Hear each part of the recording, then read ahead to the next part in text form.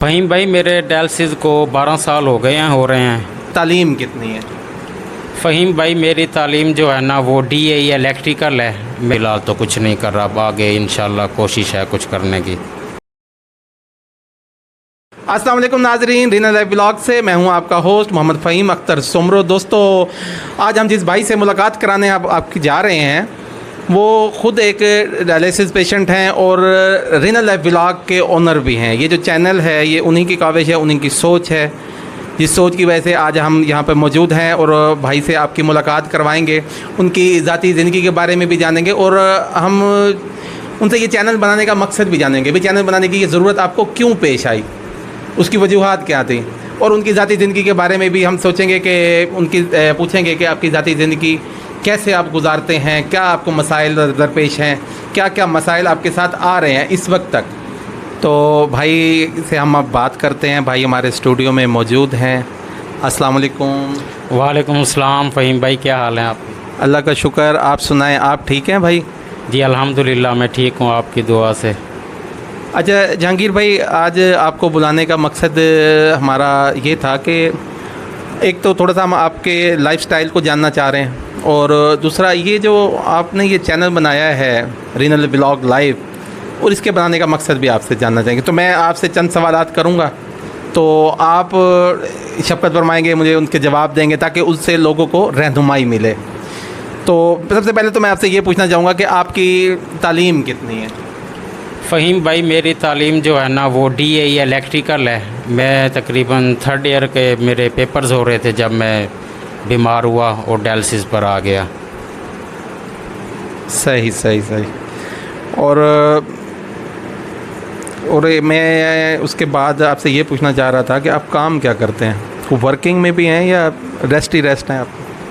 नहीं, स्टार्ट के जो 2-3 साल थे उसमें भी मैं काम नहीं कर सका था। फिर दरमियान में मैंने तकरीबन 5-6 साल जो है ना वो as a hostel admin work किया है यहीं पे मुल्तान गुलगश कॉलोनी में, और अब भी मैं रेस्ट पे हूँ। तकरीबन 2 साल हो गए। अब भी मैं फ़िलहाल तो कुछ नहीं कर रहा, अब आगे इंशाल्लाह कोशिश है कुछ करने की। ईद का क्या बताऊँ, पिछली 2 ईदें जो है ना मेरी डायलिसिस की वजह से यही मुल्तान में ही गुजरी हैं। वो इसलिए कि जिस दिन ईद थी उसी दिन का ही डायलिसिस था। माशाल्लाह जी माशाल्लाह। अच्छा ये बताएं जहांगीर भाई, आपके डायलिसिस कितने हो रहे हैं आपके, और कितने अरसे से हो रहे हैं आपके डायलिसिस? फ़हीम भाई मेरे डायलिसिस को 12 साल हो रहे हैं और हफ़्ते में 3 डायलिसिस होते हैं यही निश्तर हॉस्पिटल मुल्तान से। यहाँ से मैं अपने 3 डायलिसिस करवा रहा हूँ हफ़्ते में। सही। और जहांगीर भाई आप किस शहर से हैं? मैं बेसिकली तो ज़िला रहीम यार खान का एक नवाही गांव है, तहसील लियाकतपुर का, ठीक है ना, मैं वहाँ से बिलोंग करता हूँ। तो डायलिसिस की वजह से मैं यहाँ मुल्तान में रहता हूँ क्योंकि वहाँ नज़दीक डायलिसिस की सहूलत मुयस्सर नहीं है। तो ठीक है, इसलिए मुझे रिहाइश भी यहीं रखनी पड़ी है। मैं मुल्तान में ही रहता हूँ, डायलिसिस भी यहीं करवाता हूँ, रहता भी मुल्तान ही। अच्छा माशाल्लाह माशाल्लाह। अच्छा ये मुल्तान सिटी बहुत एक्सपेंसिव सिटी है, तो इसमें आपने कहाँ रिहाइश कहाँ रखी हुई है आपने?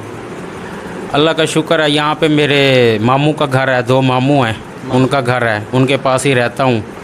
एक फिर हॉस्टल, वैसे तो मैं हॉस्टल में रहता हूँ क्योंकि वो हॉस्टल भी मामू का ही है, ठीक है ना, मैं उसी हॉस्टल में रहता हूँ। मतलब ये जो आप हॉस्टल एडमिन रहे हैं वो भी मामू के ही हॉस्टल का आपने एडमिनिस्ट्रेशन आपने की है? जी जी उसी हॉस्टल की किया। अब रहता भी उसी हॉस्टल में ही हूँ मैं और एडमिन भी इसी हॉस्टल का रहा हूँ मैं। माशाल्लाह जी। अच्छा जहांगीर भाई ये बताएं कि आप डायलिसिस करवाने आप किस तरह जाते हैं फिर? फ़हीम भाई डायलिसिस करवाने जाता हूँ मैं बाइक ली हुई है मैंने, अपना बाइक पे जाता हूँ या अकेला भी चला जाता हूँ। छोटा भाई साथ रहता है, वो B फार्मेसी कर रहा है यही मुल्तान में ही, वो भी साथ होता है। जब घर गया हुआ होता है तो फिर चला जाता हूँ अकेला, जब वो होता है यहाँ तो फिर वो मेरे साथ होता है। सही माशाल्लाह से। अच्छा जहांगीर भाई एक बात बताएं कि आप डायलिसिस जो पेशेंट हैं उन्होंने परहेज़ी खाना होता है, तो आप किस तरह मैनेज करते हैं? मतलब डायलिसिस पेशेंट कहते हैं, मैंने सुना है कि बहुत केयर करनी पड़ती है खाने पीने की, उनको बड़ा ख्याल करना पड़ता है। आप इस हॉस्टल लाइफ आप ज़िंदगी गुजार रहे हैं, तो ये आप किस तरह मैनेज करते हैं इसको, खाने पीने को? आपने खाना अल्लाह का शुक्र है मैनेज हो जाता है। मैं मामू के घर से खाना खाता हूँ, ठीक है ना, परहेज़ी खाना पका हुआ होता है मेरे लिए, ठीक है ना। कभी दिल करता है तो बाहर से भी खा लेते हैं, पर ज़्यादातर खाना घर का ही खाता हूँ। परहेज़ी खाना तो खाना ही पड़ता है, मजबूरी है, क्या करें। माशाल्लाह जी, अल्लाह पाक आपको सेहत दे, अल्लाह पाक आपको लंबी ज़िंदगी दे।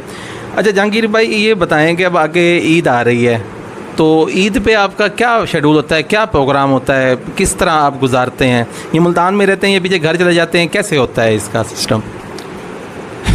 फ़हीम भाई, ईद का क्या बताऊँ, पिछली 2 ईदें जो है ना मेरी डायलिसिस की वजह से यही मुल्तान में ही गुजरी हैं। वो इसलिए कि जिस दिन ईद थी उसी दिन का ही डायलिसिस था,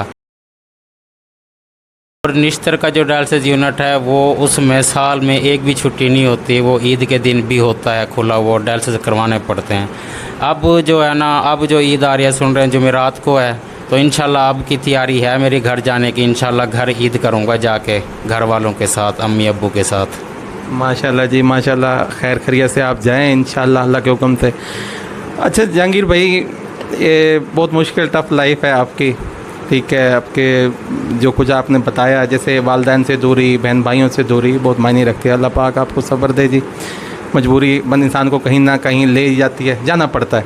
अच्छा अब मैं आपसे आखिर में एक बात पूछना चाहूँगा कि आप डायलिसिस पेशेंट्स के लिए कोई पैगाम, ठीक है, आप 10-12 साल से माशाल्लाह डायलिसिस करवा रहे हैं, तो उनने कोई ऐसी राय, कोई ऐसी नसीहत, तो डायलिसिस पर तो चलो आ गए, अब आगे लाइफ को किस तरह आसान करना है? मैंने देखा है कि भाई वो बिल्कुल काम करते ही नहीं, अक्सर मैंने पेशेंट्स को देखा है नहीं करते काम, तो आप उनको क्या पैगाम देना चाहेंगे?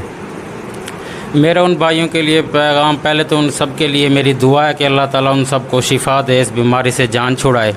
बाकी जो मुब्तला हैं इसमें, जो डायलिसिस पे जाते हैं, उनके लिए सबसे पहले तो ये है कि वो अपना डायलिसिस जो है ना वो रेगुलर करवाएं और अच्छे यूनिट से करवाएं, जहाँ पे सारी सहूलियात मुयस्सर हों, यानी मेडिकेशन पूरी होती हो।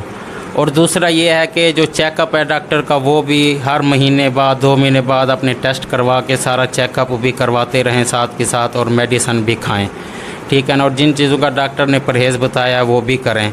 ये जो लोग कहते हैं ना कि डायलिसिस पे जब बंदा आ जाता है तो जी बिल्कुल ख़त्म हो जाता है, बंदा सर्वाइव नहीं कर सकता, ये बात लोगों ने गलत फैलाई हुई है, ठीक है ना, क्योंकि ऐसी बात नहीं है। आप मुझे देख लें, मुझे 12 साल हो गए हैं, ठीक है ना, मैं डायलिसिस भी करवा रहा हूँ, अकेला भी रहता हूँ, ठीक है ना, इसे घर से भी दूर हूँ, माँ बाप से भी दूर हूँ, बहन भाइयों से सबसे दूर हूँ, यहाँ रह रहा हूँ सिर्फ डायलिसिस की वजह से।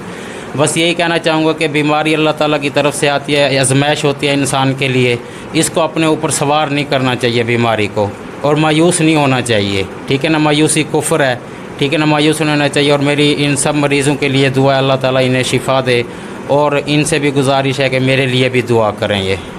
आमीन आमीन। अच्छा जहांगीर भाई, आपका बहुत बहुत शुक्रिया, आप हमारे पास तशरीफ़ लाए। अब ये है कि आपने डायलिसिस पेशेंट को तो आपने पैगाम दे दिया, अच्छी बात है, आप भी पेशेंट है, पेशेंट का दुख समझता है, उसके मसाइल समझता है। और अभी मैं ये चाहूँगा कि जो सेहतमंद लोग हैं, क्योंकि आजकल हम देख रहे हैं कि किडनी फेलियर का बहुत सारा मसला, एक तो मुल्तान के पानी का भी मसला है, उसके अलावा भी और मसाइल हैं, तो आप सेहतमंद लोगों को क्या पैगाम देंगे कि वो इस तक ये डायलिसिस से बच सकें, मतलब कि किडनी फेलियर की तरफ ना जाएं? ये बार बार जो ये मामलात आ रहे हैं, हमारे सुनने में भी आ रहे हैं, तो उसको आप क्या मशवरा देना चाहेंगे? एक तो मैं इन भाइयों को कहना चाहूँगा कि आप जहाँ भी रह रहे हैं अपनी एक तो डाइट अच्छी करें, ये फ़ास्ट फूड की तरफ ना जाएं, फ़ास्ट फूड वगैरह जो है ना, ये तली हुई चीज़ें छोड़ दें, चाहे वो बीमार क्यों ना हो, चाहे सेहतमंद इंसान हो, ठीक है ना, वो छोड़ दें ये चीज़ें। और दूसरा ये है कि एक तो पानी जो उसने पीना है वो साफ़ सुथरा पानी पिए, ठीक है ना, मिनरल वाटर हो सके तो वो पिए।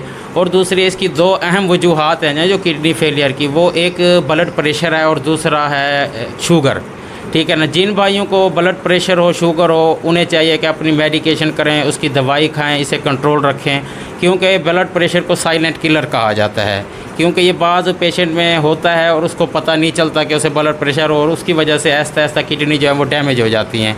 क्योंकि मेरे साथ भी कुछ ऐसा ही हुआ था, जिसकी वजह से मुझे भी पता नहीं चला था। मेरा उन तमाम सबको देखने वालों को यही पैगाम है कि आप हर 3 महीने बाद, 6 महीने बाद अपने रेगुलर टेस्ट चेकअप करवाते रहें, ताकि आपको ये मसला दरपेश ना हो। थैंक यू वेरी मच, बहुत शुक्रिया, आपसे मिलकर बहुत खुशी हुई, आपने टाइम दिया, जज़ाकल्लाह जी। शुक्रिया जी, मेहरबानी आपकी। अच्छा तो दोस्तों, रीना लाइफ ब्लॉग की जानिब से फ़हीम अख्तर सोमरो आप से मुलाकात कराई जहांगीर साहब की। जहांगीर साहब एक बहुत कॉम्पिटेंट आदमी हैं, ये बहुत प्यारे आदमी हैं ये। और मैं आपको एक बात बताऊं कि इनकी सोशल एक्टिविटी भी होती है इनकी। ये सिर्फ ये रेनला ब्लॉग का मकसद भी यही है कि ये सोशल एक्टिव सोशली रहते हैं। अभी जैसे हमारे पेशेंट के मसाइल होते हैं, निस्टर हॉस्पिटल के छोटे मोटे मसाइल होते हैं, तो ये कोशिश करते हैं कि मिल जुल के दोस्तों अब आपसे बात करके उसमें से कोई व्हील चेयर चाहिए, कभी कुछ चाहिए, तो ये एक्टिविटी में एक्टिव रहते हैं फुल। ये पेशेंट्स के लिए समझ लें कि सरमाया है ये इस वक्त। निस्तर हॉस्पिटल में आप कभी भी जाएं, ओल्ड डायलिसिस यूनिट में आप इनसे मुलाकात कर सकते हैं। और इनकी ये जो कोशिश है रीना लाइफ ब्लॉग की, ये एक चैनल इन्होंने बनाया है, इसका मकसद है, इसका मकसद को पूरा करने में आपने हमारा साथ देना है। तो आप दोस्तों ने, सब दोस्तों ने इसको लाजमी इस चैनल को सब्सक्राइब करें, फेसबुक पे भी आप लाइक करें। बहुत शुक्रिया, थैंक यू।